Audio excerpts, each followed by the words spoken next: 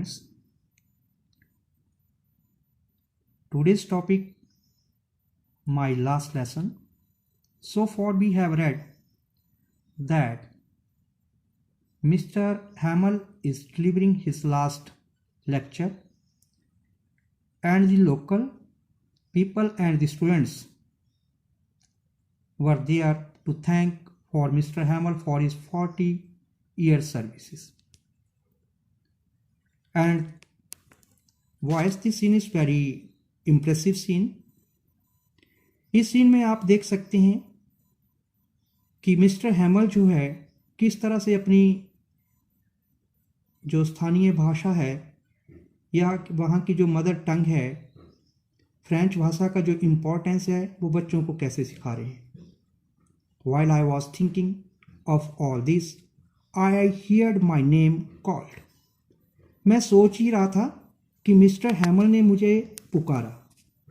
It was my turn to recite, but would I have not given to be able to say that dreadful rules for the participles all through, very loud and clear and without one mistake. Without mistake, I have to recite the rules of the participles, but I got mixed up on the first word and stood there, holding on to my desk, my heart beating and not daring to look up.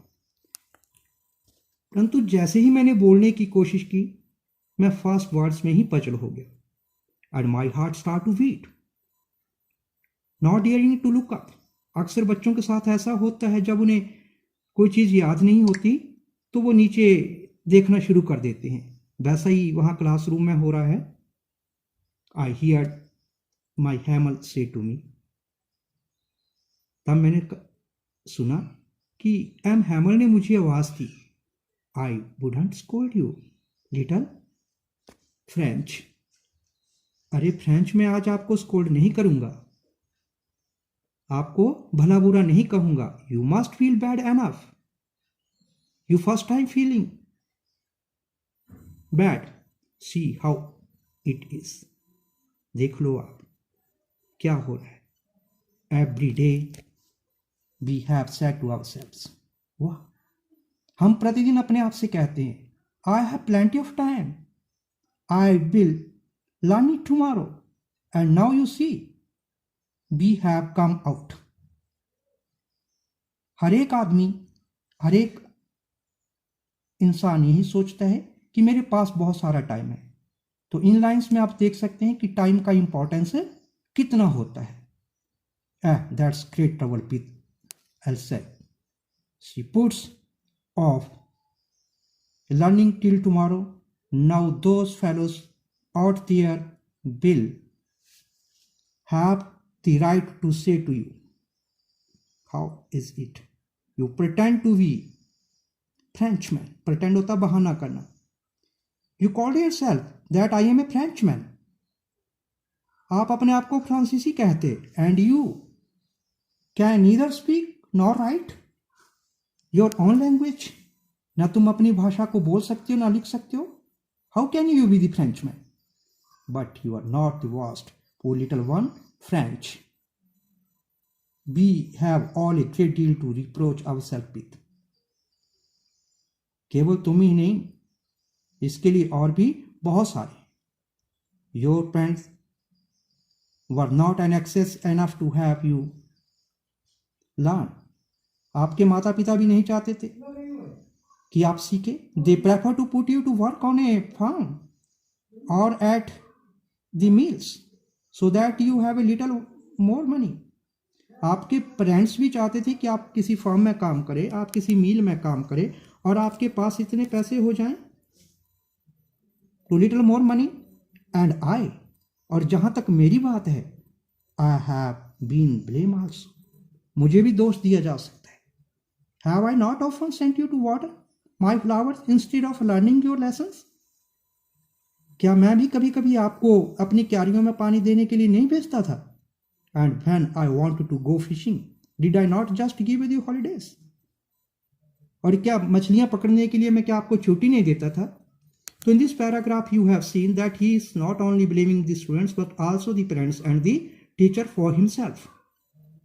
Then from one thing to another M Hamel went on to talk of the French language. इसके बाद mister हैमल जो वो French language की बात करते हैं, saying that it was the most beautiful, it is the most beautiful.